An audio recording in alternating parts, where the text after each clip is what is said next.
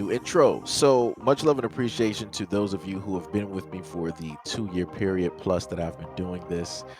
Thank you for showing your love and support to the channel. And to anybody else who is brand new to the platform and you would like to support the channel, also, you can do it by way of Patreon, Anchor, the clothing store, and also the shoe shop that is listed in the comment description below. And again, thank you to any and all of you guys who have been here to support this channel during the 2+ year period. I wouldn't be able to do what I do every single day without you.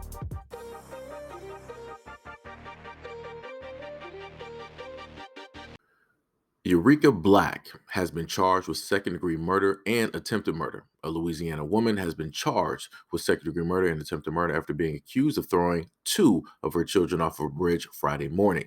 Eureka Black has been identified by Shreveport police as the mother of the victims and the assailant of the horrendous crime that killed one child and seriously injured another.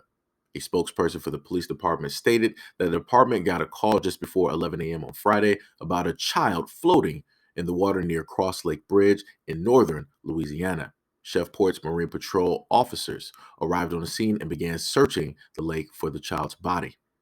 They were able to recover the body of a male infant and a 5-year-old boy who was then transported to the hospital with life-threatening injuries.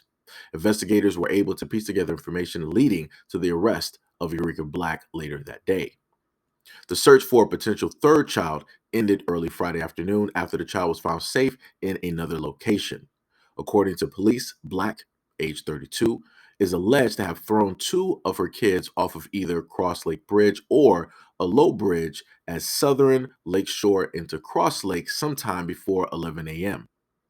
The lake is over 18,500 acres and supplies water to the city of nearly 200,000 residents. The lake is also known as to host a variety of wildlife, including waterfowl and alligators. Authorities were able to find Black after they linked her to a gray Dodge Caravan with a Texas license plate to the crime by a Wascom, Texas police officer, which led to her arrest. No bond has been set for Black, who is still being detained in Wascom and waiting to be extradited back to Caddo Parish in Louisiana. Black's 5-year-old son, who was expected to make a full recovery, had a drive-through birthday party on Saturday at the hospital. According to Shreveport City Councilwoman Tabitha Taylor, the event was pulled together by Police Sergeant Tawana White to commemorate the young boy's birthday during an unfortunate time. The boy was brought down by medical personnel to the front of the hospital on 1541 Kings Highway, where people could drive up and wish him a happy birthday. Any gifts and overages will be stored at the Sheriff's Police Department for the young boy. All right, for those who can't seem to actually stay on topic when dealing with stories like this, where they're pretty much straightforward, knowing the story, or at least the one that I read, didn't mention anything about the father, where he was, if he was dead or alive, or anything, of that nature. Everything is solely focused and fixated directly on the mother, as it should be, because she is the one that took the liberty of bearing these children. She is the one that took the liberty of having these kids instead of giving them up for adoption or handing them over to family members. She is the one that decided that she wanted to, quote unquote, take the life of these children. What do most parents usually sit up there and tell their kids? I brought you into this world. I can take you out. What is it that a lot of mothers sit up there and tell men, even though it takes two in order to even create a child? These are my kids, not yours. I had them. I bear them. I carried them. I care for them.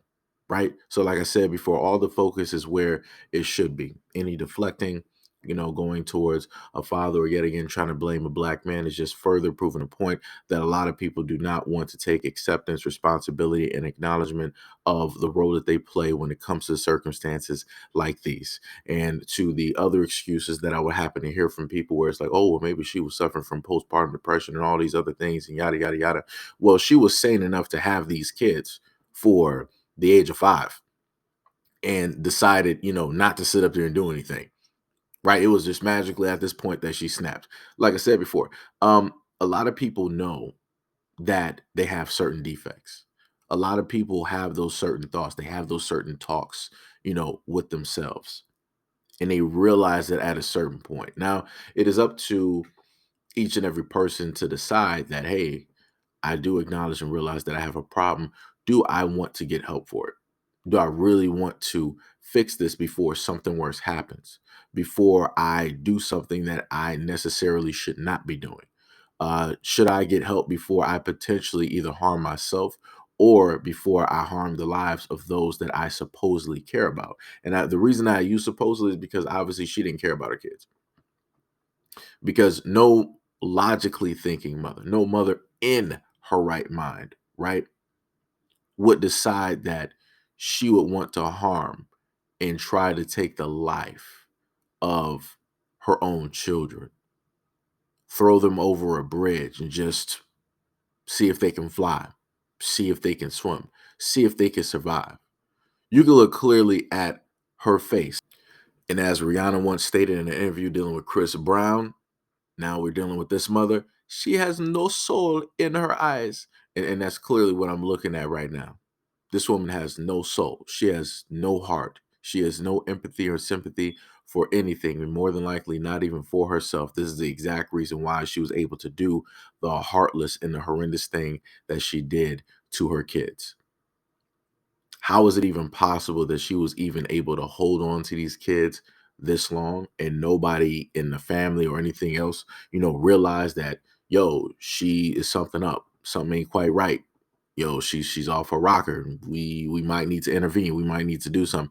Like I said before, it's interesting how, a lot of these stories come up, and instead of people focusing on the ones on the individuals that you more than likely know are involved in this woman's life and that are more than likely involved in the child's life, people want to shift it directly to the father.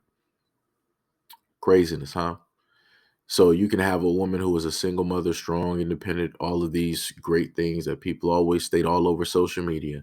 But the moment in time that something like this happens, magically, the woman that is supposed to be strong, independent, and whatever, whatever, whatever, magically, this is when she's weak. And this is when it comes in line where a man should be, taking the head of everything and being responsible. And a man should be, no, no, no. Like I said before, you're not going to have it both ways. Those are not the games that we sit up there and play.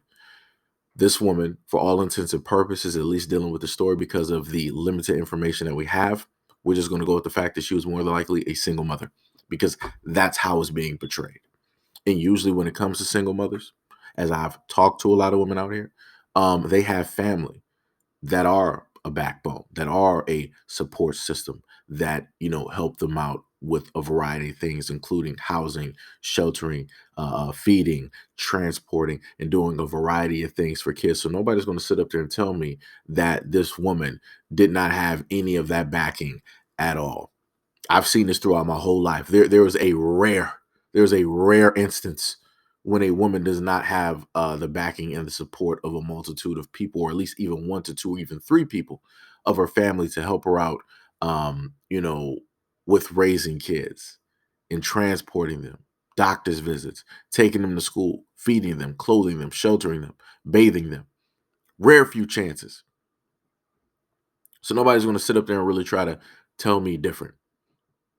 Nobody's going to roll up here and try to tell me, oh, but you can't really speak on it because you're not her and you don't know what women really sit up there and go through after childbirth and all that. I put it to you like this: if you know that chances are very great that you as a woman has the capabilities of having a fractured mental state after having a child, then you should already be doing some type of therapy and treatment before, during, and after in order to alleviate or at least to try to prevent that as much as possible. Like I said, I don't want no excuses when it comes to this.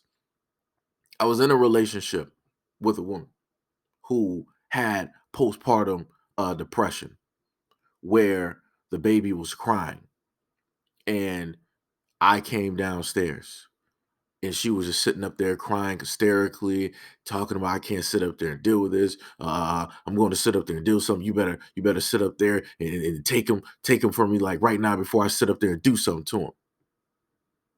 Right. And she was saying a whole bunch of other things, which, I'm not going to sit up there and, mention here. So I sat up there and took the baby, went upstairs, had the bottles, already made, laid up there. I'm like, you just stay down here. You don't even come upstairs. You don't even do it. Told her, better not even catch you upstairs.